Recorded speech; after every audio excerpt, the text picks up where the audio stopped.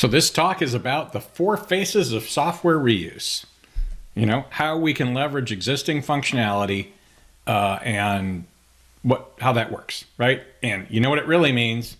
It is another episode of architecture's greatest strength is its greatest weakness. So this is really, we're going to walk through this, and every one of the ways I've told you to do this, except for one, has been a pattern in the past, and today's patterns are tomorrow's anti-patterns. So if you like one of these today, just hang around a while and you'll hate it sometime down the road. But these are the main choices we have, and they have their own trade-offs.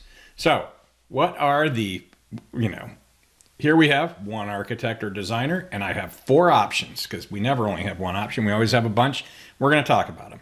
And they are copy paste, where we're going to just copy functionality from one project to another so that we can put it in another app.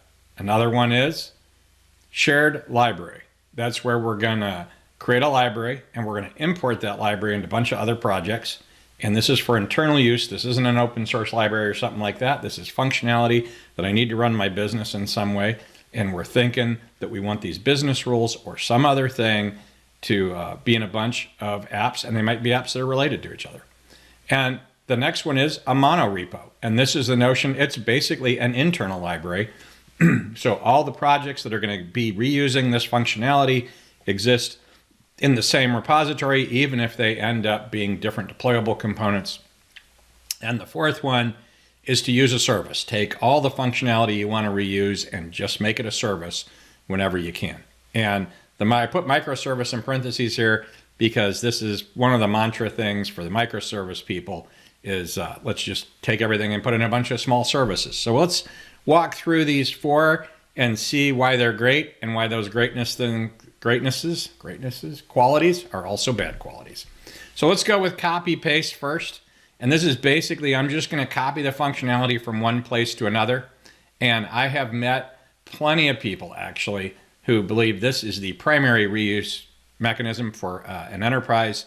And the reason is reuse is overrated, really, because I'm going to do the last one.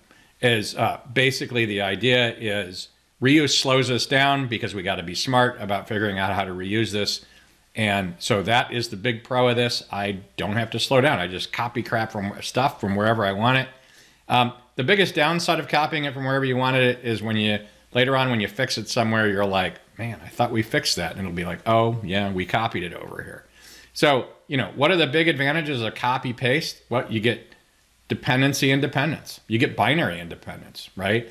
So basically you copy the code in, you make it work with the versions of the inherited libraries, transitive library dependencies that are in that project, and it just works. That's amazing. The downside is you actually got to go kind of by hand and do that everywhere, and you got to figure out what parts conflict with what you had before. So the fact that you got this great independence also means you get to manage that independence by itself everywhere.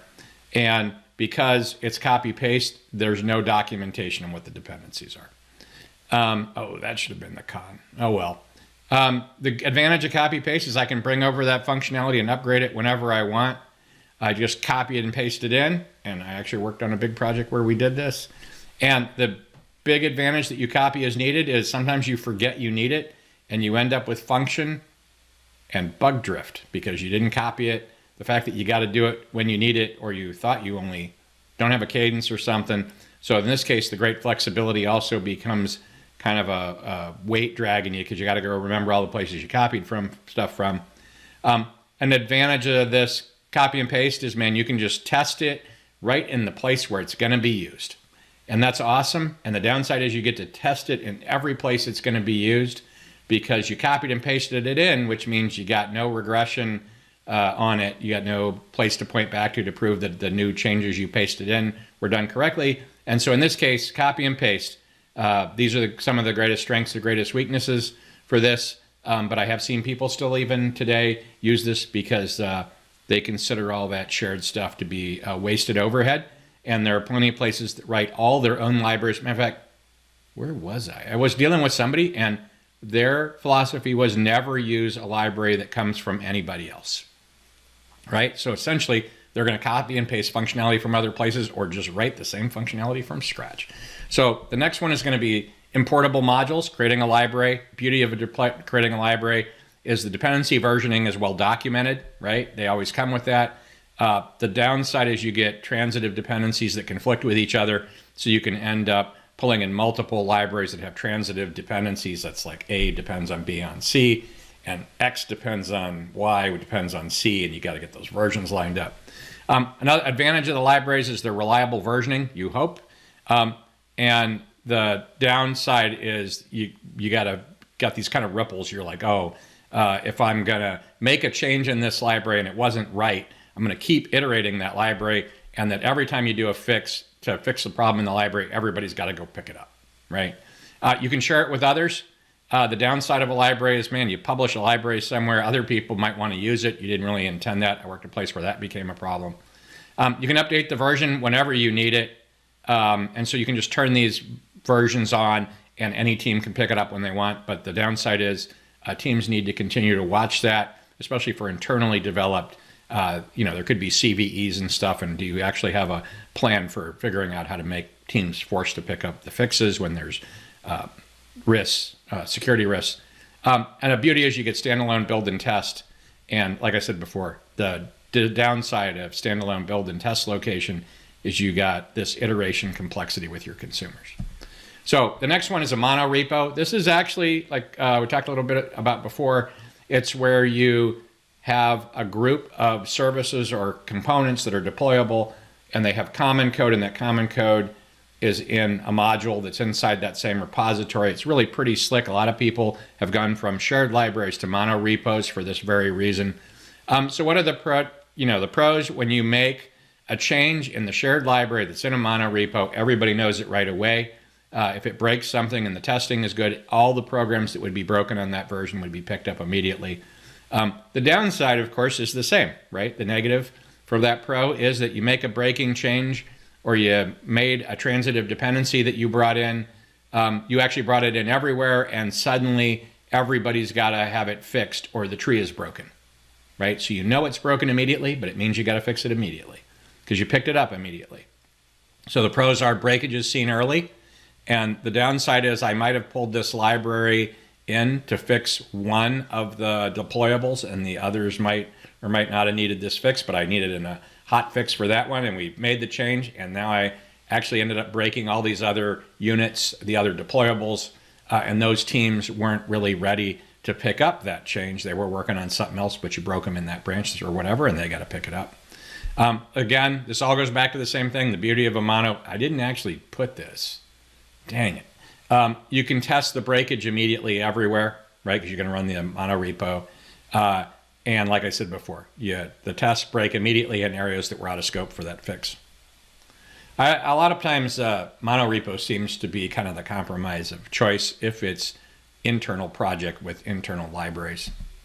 The last one, and the whole talk came out of this. I went to ArtConf one year, about 5 years back, and somebody gave a talk on software reuse, and services were like the one of the ones they really liked. And so a lot of times these would be a microservice.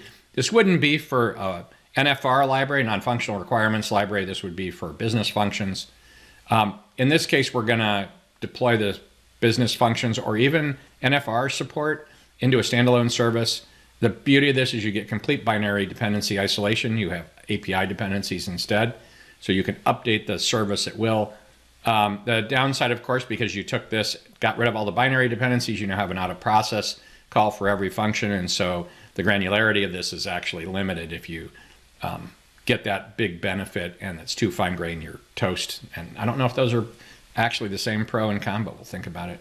So we got functional isolation, and that's cool, but we also ended up getting all this operational overhead. So by taking those functions and pulling them out and removing those binary pieces or the part of the build into single deployment, you actually end up with extra operational overhead because now you actually need to know whether those services are up and all that kind of stuff. And one nice thing, which you can do, doesn't support it in the mono repo, but it's actually supported in the library services. The service can support older versions. The downside is as soon as you do that, you're going to be supporting multiple versions. And so suddenly you end up with this service that ends up having to support older clients because they're on different upgrade schedules.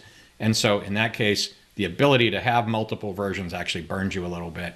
The fixes are isolated to this, which is great. But the other thing is you may do fixes in this service. You don't necessarily know all of the consumers of that or how good there are about consumption, and you may end up breaking other people, and those upgrades and other types of things may have been unplanned for the consuming teams. And so that's a trade-off there, pretty much against each other. And the last one is targeted instrumentation. You can do really cool targeted instrumentation that you're guaranteed to work in the service. But suddenly, by putting it in a service, the integrated instrumentation in the apps might not be complete anymore, and now you have to do cross-process tracing. So that is the 4 faces of software reuse, where their pros and their cons are actually derived from the same thing.